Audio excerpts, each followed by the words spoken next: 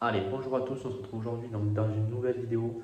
Aujourd'hui, on est dans mon nouvel immeuble que je viens d'acheter, qui est actuellement en travaux. Donc c'est parti, on va faire une petite vidéo de comment c'est actuellement et je vous ferai une autre vidéo une fois que les travaux seront finis. N'oubliez pas, en fin de vidéo, comme la vidéo précédente, je vous donnerai tous les chiffres, combien je l'ai payé, combien c'est censé me rapporter euh, par mois, combien il y aura de loyer, la taxe foncière, etc. Donc on se retrouve tout de suite de l'autre côté pour la présentation du bien. Donc ici on se trouve dans l'entrée, donc on a la porte d'entrée ici. On a l'escalier qui monte en haut aux appartements et juste ici on a plusieurs caves et il y aura notamment la machine à laver pour les appartements étant donné que c'est des studios et que c'est pas forcément très grand. Donc ici on a les compteurs électriques, bon rien de plus basique, c'est quand même un bon point, c'est quelque chose que je n'ai pas rajouté. Donc c'est un immeuble de 4 appartements et 2 grands garages qui eux sont loués. Les appartements ne sont pas loués. Donc on voit l'escalier, par contre il est nickel. Là, je vais pas le toucher, bon il faut juste que je nettoie un peu parce qu'on a descendu pas mal de gravats. Vous allez voir. Donc ici, alors on a 4 appartements, donc voilà juste ici. On va commencer par le premier, donc celui qui est en meilleur état. Donc le sol il a été refait, c'est du parquet.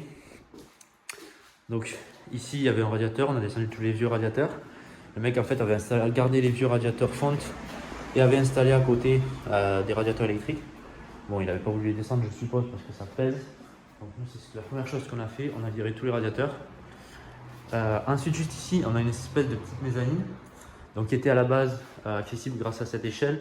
Et moi, en fait, j'aime pas trop cette échelle, j'ai un peu peur pour les locataires. Donc moi, ce que je vais faire, c'est que je vais remplacer, je vais trouver un autre système moins dangereux. Donc je pense à une sorte de petit escalier.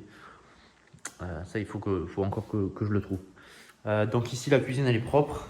Elle va rester comme ça. Il faut juste que je rajoute micro-ondes, four, etc. Pas four, mais frigo. Même s'il y en a un ici, ça va être un grand que je vais mettre dans cet appartement vu qu'il y a un peu de place. La salle de bain, pareil, nickel. Juste, je vais mettre. Attendez, un petit coup de peinture. Parce que ça, c'est une sorte de lino au mur. C'est pas de la tapisserie. Donc, je vais mettre un coup de peinture blanche. Et après, on sera bon. Hein. Elle est nickel. Les portes, une bonne cabine de douche. Pas des portes de merde comme dans certains. Donc ensuite, le suivant, un poil plus de travaux. Donc la salle de bain, pareil, elle est propre. Là, j'ai pas l'électricité. Mais en fait, c'est un peu dégueulasse au niveau des joints de carrelage. Donc là, on va la recarreler par-dessus. Plutôt que de tout démonter, risquer de péter le bac parce que le bac, on le garde. On va juste recarreler un peu dessus. Pareil, repeindre. Et là, on a le plafond. Il faut que j'enlève cette toile là. Et que je le repeigne ou que carrément je change la plaque. Donc ici la cuisine, là on a une grande cuisine quand même pour un studio. Il y avait une plaque gaz donc je l'ai virée, on va mettre une plaque électrique, il y a déjà les arrivées électriques, c'était déjà prévu, donc ça c'est pas mal. Idem, même système, on a la mezzanine en haut. Là pareil, donc je vais mettre un escalier pour y accéder. On a enlevé le radiateur, pareil, il y avait déjà le radiateur électrique. Ici je pense que je vais mettre le canapé ici. Et la télé dans le coin et un espèce, il faut que je trouve un truc à mettre ici pour cacher un peu ça parce que même nettoyer et repeint à mon avis ça sera pas rattrapable. Voilà pour cet appartement là, on fait réviser les jailles dans tous les appartements, c'est pas encore été fait, je suis encore en train de faire des devis. Donc là on rentre dans l'appartement où il y a un peu plus encore de travaux que l'appartement numéro 2, l'appartement numéro 3. Donc là la salle de bain on a tout pété simplement, hein. On a tout enlevé. La salle de bain va être recarrelée. Il va y avoir la douche qui va être faite. On va pas acheter un bac, c'est le carreleur qui va me faire une douche à l'italienne. Donc on a le WC juste ici. Donc on a enlevé le placo parce qu'il est tout pourri en fait là derrière. On a découpé ici à la scie sauteuse. Pour éviter de faire trop de poussière. Donc là après pareil, repeindre, le plafond il est bon. Le sol, donc j'ai enlevé les plaintes, je vais mettre du parquet par-dessus le carrelage. Le carrelage est relativement droit, donc pas la peine de le faire sauter. Je vais remplacer les plaintes et en fait on va tout replaquer. Donc l'appartement, je ne sais pas si vous voyez, c'est une espèce de projeté, crépi projeté. On va tout replaquer pour faire des murs lisses, pour faire des trucs propres pour la location courte durée. Et j'ai prévu de faire des corniches si tout va bien. Il faut encore que je vois si je le fais dans celui-là. Dans l'autre, c'est sûr que je le fais. On verra après. Des corniches en fait tout autour de l'appartement avec des bandes lumineuses derrière, des LED. Voilà, ça fait super joli et pour de la location courte durée, c'est parfait parce que ces appartements seront loués en location courte durée. On est dans une ville relativement touristique.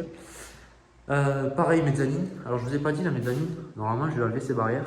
Alors, je sais pas trop comment je vais faire. Soit je mets des espèces de tubes ronds en bois comme des triangles de rideau. Tout partout pour protéger parce que là en fait c'est clairement dangereux parce qu'une fois qu'il y a le matin en fait il n'y a pas de barrière donc c'est pas terrible. Là pareil on va changer la cuisine, le meuble vasque je le garde. La seule chose que je vais faire c'est bon, mettre un robinet forcément et changer les poignées des portes pour faire plus moderne. Ensuite on passe dans l'appartement suivant, c'est le dernier et vous allez voir il y a un petit bonus à la fin. Donc, on est dans le dernier appartement ici. Donc ici c'est un T2, c'est pas un studio en fait. Là pareil on a tout enlevé, donc j'ai même décarrelé. Il y avait du carrelage mais il était super mal collé. Quand on toquait dessus en gros, on sentait que ça résonnait, que c'était mal collé, ça a sauté direct. C'était très simple à faire sauter. Donc là pareil, on plaque tout. Je refais les sols, parquet, corniche tout autour. Bon, la mezzanine, toujours la même histoire. Bon, cuisine. La salle de bain, idem.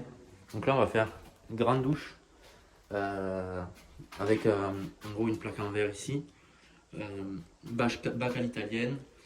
Le pommeau, tout ça ici. Tout carrelé jusque là. Et là, je pense que je vais faire une sorte de petite assise pour poser le gel douche, tout ça. Là, meuble vasque. Ici, toilette, sèche-serviette. Et basta. Et ensuite, ici, on a la chambre. Là aussi, pareil, on va tout replaquer. Donc il y a une fenêtre, je vous montrerai après où ça donne.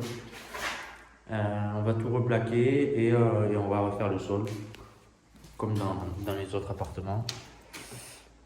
Et le petit bonus, alors, il faut que j'ouvre. Donc voilà, je disais le petit bonus, juste ici. Donc par contre, je suis envahi par les pigeons, il va falloir que je trouve une solution pour ça. Hop, petit escalier qui monte sur. J'essaie de pas trop marcher dans le mur de pigeons pour pas tout me pourrir. Hop, directement en fait sur le toit, une petite terrasse de toit ici avec une belle vue sur la ville. Donc il va falloir que je remette des rambardes un peu partout pour bien sécuriser parce que là c'est super dangereux quand même, on est haut. Voilà, donc là je mettrai je pense un petit sorte de petit siège pour se poser et une table avec des chaises pour manger. Ça sera accessible à tous les locataires ou alors un supplément, je verrai comment je fonctionne. Donc maintenant on va voir les chiffres de cet immeuble, un petit peu combien il m'a coûté, combien j'ai mis d'apport, combien il devrait me rapporter, pour vous donner un petit ordre d'idée. Donc prix d'achat 165 000 euros du bâtiment, les frais de notaire 12 400 euros, ce qui nous porte un total à 187 900 euros en comptant en plus 20 000 euros de travaux. Il faut savoir que je n'ai pas emprunté la totalité de la somme, j'ai emprunté seulement 165 000 euros, j'ai mis un apport de 32 900 euros, ce qui porte une mensualité à 800 euros. Donc c'est une mensualité tout de même assez basse au vu du nombre d'appartements, mais j'ai mis quand même aussi pas mal d'apports dans ce projet. Donc les loyers actuels, on est à 230 euros, donc ça c'est les deux grands garages qui sont loués en rez-de-chaussée, on ne les a pas vus dans la vidéo juste avant, parce qu'ils sont loués tout simplement. Et donc là on a les futurs loyers projetés, donc on va être à 2200 euros environ, à plus ou moins 100 ou 200 euros. Donc pour les 3 studios plus le T2. Donc ça c'est les projections en location longue durée, donc à l'année avec des baux, etc. Donc ce qui nous porte un total à 2430 euros, soit un cash flow donc brut de taxes foncières, on va être à 1600 euros. Les impôts, j'en parle pas parce que j'en paierai pas, parce que c'est dans ma société, donc pour l'instant il y a à peu près 30 000 euros de charges, plus les frais de notaire, etc.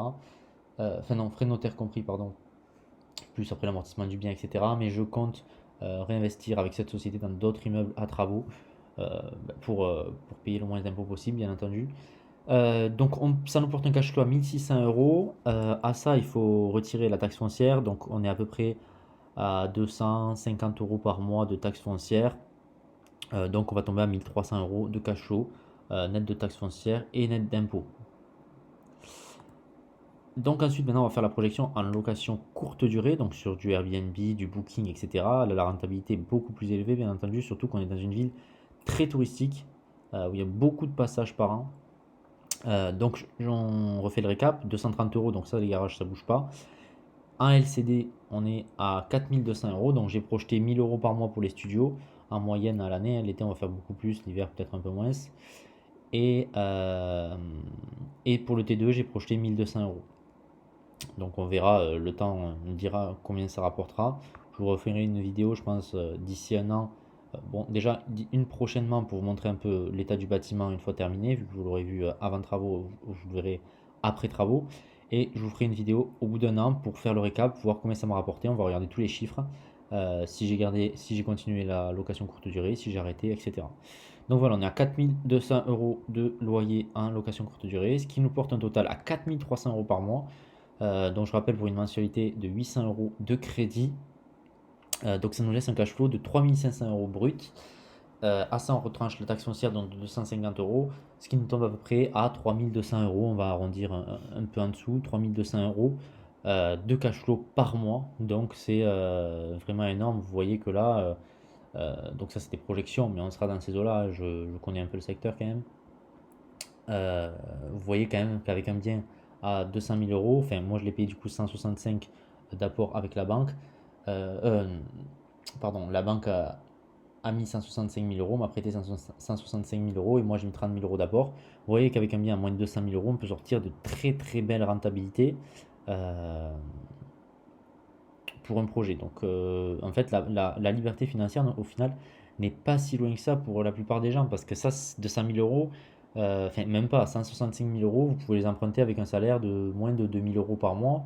Entre 1 500 et 2 000 euros par mois, vous pouvez, si vous avez un bon dossier, que vous avez un bon banquier, que vous présentez bien le projet et qu'il y a une bonne rentabilité, bien entendu, si vous avez du 4%, c'est pas la peine, mais avec une bonne rentabilité, les projets y passent franchement. En plus, celui-là, je l'ai fait passer en plein moment où c'était les blocages, euh, où la banque bloquait à cause de ce fameux taux d'usure. On a réussi à faire passer. La seule façon qu'on a trouvé pour le faire passer, ça a été de prendre un taux variable. Alors, il faut savoir que le taux, on s'en fiche un peu, entre guillemets, parce que bon, c'est déductible, ça passe en charge.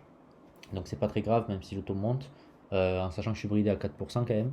On ne pourra pas aller au-delà de 4%, même si les taux montent plus haut. Moi, je serai bridé à 4%. Et après, ça peut redescendre jusqu'à jusqu'à 0. Bon, les taux ne descendront pas à 0. Mais, euh, mais voilà, donc je vais suivre en fait la progression des taux en Europe. Donc voilà pour cette vidéo, j'espère qu'elle vous a plu. N'hésitez pas à vous abonner à la chaîne, à nous rejoindre sur Instagram. On parle de tout, de distributeurs, d'immobilier, de bourse, de crypto. Je parle surtout de ça en story. N'hésitez pas à nous rejoindre. Et je vous rappelle, si la formation pour les distributeurs automatiques pour vous lancer vous intéresse, elle est dispo juste dans la bio. Vous avez en plus un petit code promo. Et également la formation vintage. Je ne propose pas de formation ou d'accompagnement sur l'immobilier pour l'instant. C'est pas prévu. Il y en a beaucoup de formations déjà en ligne, donc je pense qu'il y en a largement assez pour l'instant sur le net. Voilà, je vous laisse sur ça. Donc n'hésitez pas à vous abonner et à laisser un j'aime. A plus.